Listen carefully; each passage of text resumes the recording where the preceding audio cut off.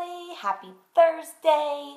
The sun is shining. Hopefully it's not too cold where you are. It's been a chilly start here, no doubt. But I have got a lot of questions about the Whole30 and how I handled it when I was traveling last week, and just how's it going and how are you feeling, and can you do this while you're doing quarter fours, and what about Shakeology? That's a common question that I've got from people. And well, I started, some people have got their messages from me, and I started kind of compiling my responses to these. I figured this would be the easiest way to address it, because I've been getting people who are saying, hey, I'm interested in this, but how do you, or what do you do if, and just have those questions. And I've got to say that it's crazy to me that this is day 25. I can't believe how fast it's gone. I honestly think it's been relatively easy. Now, I won't say that there haven't been, issues where it's been a little more challenging, but all in all, I was eating healthy and clean before I started this.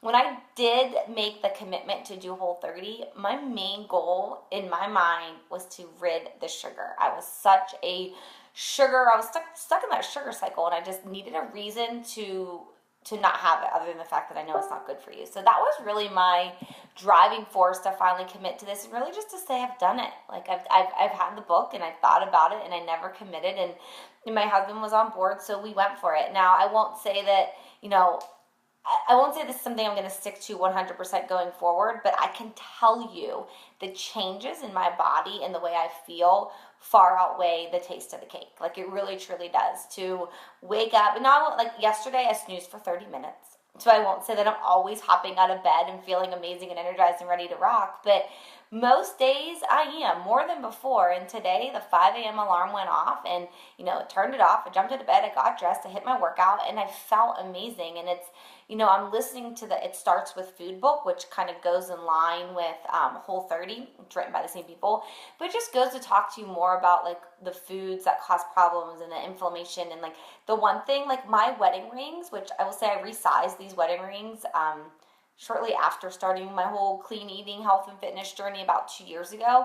I already resized them once, and they, because of the lack of gluten and foods that naturally cause inflammation, my rings are loose. There's times, especially when it's cold, that I could shake my wedding rings off. And it's crazy to me. It's all driven. It's not like I've lost a crazy amount of weight. Now, in the Whole30, they tell you, don't weigh yourself, because this isn't a weight loss program. So I've stayed true. I haven't weighed myself yet, although I can just tell in the way that my clothes fit that I've definitely lost a couple pounds. Nothing drastic, but it's the bloating's gone and my skin is clearer. I think that above anything else. A lot of my friends know I've struggled with acne issues forever. I've tried countless products. I think I've tried every skincare regimen that's out there. I'm currently using Rodan and Fields, which I do love, and I do think that that's helped. But even when I started using that, I was still getting breakouts. When I would get my period, I would still get a breakout, and they're gone. And I know that for me, dairy causes breakouts. That's something that I've noticed more as I've paid more attention throughout the last couple months. But now that I've been completely without any dairy or gluten, my skin's clearer, and that time of the month came and went, and I didn't get crazy breakouts like I've done before. And it's crazy how what you think that you go through, that the sacrifices you make when you eat bad foods. I know dairy is going to make me break out. I know that gluten will make me look like I'm 3 months pregnant. I know that I'm going to eat sugar and get a sugar rush and get a headache after. I know those things, but yet I still find myself before falling into that trap and still doing it, where this time I haven't. In 25 days, I've stayed true, I've stayed strong. We had donuts with mom today at Aubrey's school. I didn't eat a donut. I didn't feel like I was missing out on anything. I was still there with her. That was the point. That was the time together was the most important thing. So I just don't feel deprived. I thought that I would see things. I was traveling last week. I did stock up on a lot of bars, which obviously aren't ideal for Whole30. It's best to eat, just in general, it's just best to eat whole foods opposed to processed and anything. But there are some bars that were better than others. I used the RX bars, the Lara bars, Epic bars are a jerky type thing. So I had those on hand, and I used those when I didn't have better food options. Lucky for us, where we stayed, a Whole Foods was really close by.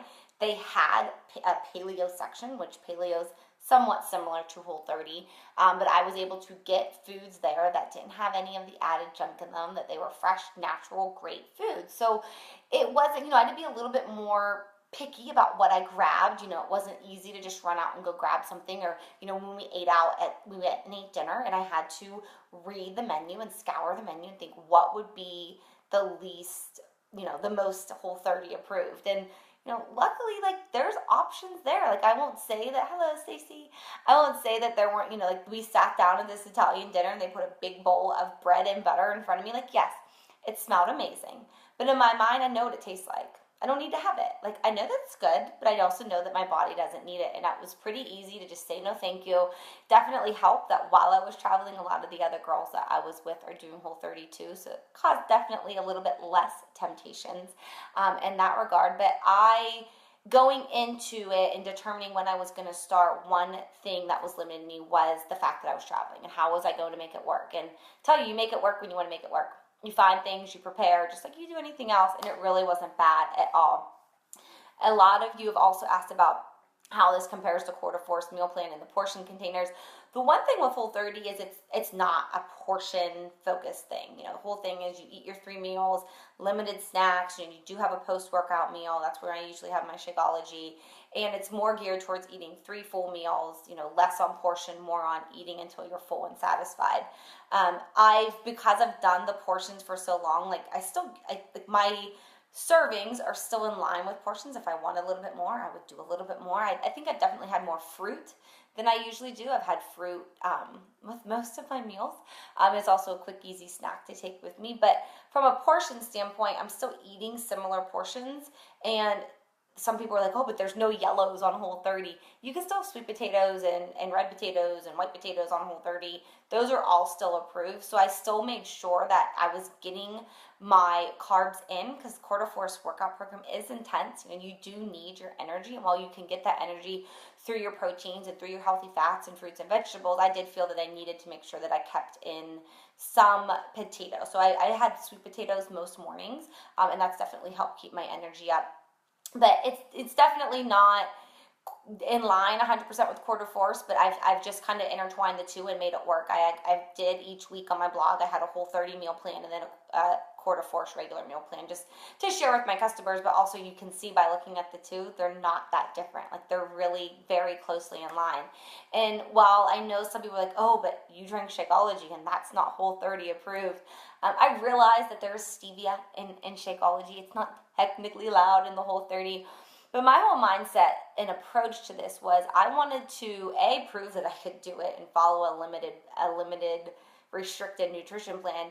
And the other thing was, I had my own predictions and thoughts on what was causing me to break out or what was causing me to bloat, and it was that dairy and it was the gluten, but I had no reason to fully cut it out. So that was my main reason of cutting those things out and sticking to Whole30, where with Shakeology, I know how that affects my body. It is no secret. I know how it feels. I know that through Shakeology and my clean eating and exercise and everything, while it's not a cure in any way, shape, or form, don't get me wrong, but when I made those changes almost 2.5, close to 3 years ago now, I was able to drastically change my own problems and struggles with Crohn's disease. And while it's not a cure, it helped me immensely. And I personally was not willing to give up Shakeology because I know how much it's benefited me and made me feel. So yes, I still drink my Shakeology every day. No, arguably it's not 100% Whole30 approved, but I definitely, I don't feel that I'm cheating on my Whole30, and I don't feel that I'm breaking any major rules. But I was doing this for me, not necessarily to submit a Whole30 application saying I completed it 100%, but I wanted to do it and know that I was making changes and seeing how foods affect my body. And in my mind, Shakeology wasn't one of the foods I needed to really test and figure out, where the gluten and dairy was a little bit more higher on my list. So yes, I did still include it. Say I didn't complete it 100%, but I definitely won't be cutting it out, and I don't feel that I'm getting any worse results. I definitely have felt the true effects of still live. I am still live, and I just had to ignore my husband's phone call. I'll have to call him back.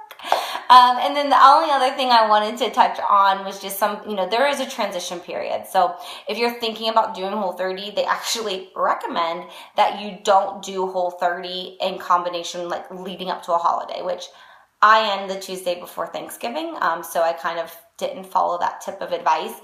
It's really more of like a whole 40, a whole 45 when you follow the transition period. But as we've talked about it, we will I do not plan on sitting down Thanksgiving Day and indulging in everything that I've avoided for the last 30 days. I will pick and choose, which most likely will be some form of a sugar sweet treat on Thanksgiving Day. But the Whole 30 book comes with amazing recipes. There's an entire Thanksgiving dinner meal in there.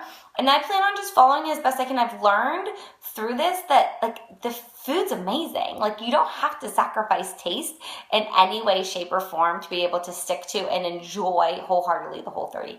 It takes planning. It takes probably more planning to do this than it did the 21-day fix or do like a portion fix container system, because there's such little grab and go. Like you've got to plan, you've got to have, everything like prepped and ready for the week. So it's taken more time, but the flavor's been amazing. I made a cauliflower mash that used coconut cream, which if you've never done is pretty nifty, but the flavor's been great. So I don't feel that I'm missing out on anything, and I'm just going to make my own tweaks and things to the Thanksgiving meal and still be able to sit down and enjoy the family and the company and enjoy some splurge, some sweet treat. But I will definitely be introducing things slowly, because by no means do I want to undo everything that I've just worked for the last month. That wasn't the point. The point was to make a change, see how it feels, and I'll be honest, I love it. So if you've been thinking about it or you have questions, by all means, you can ask me.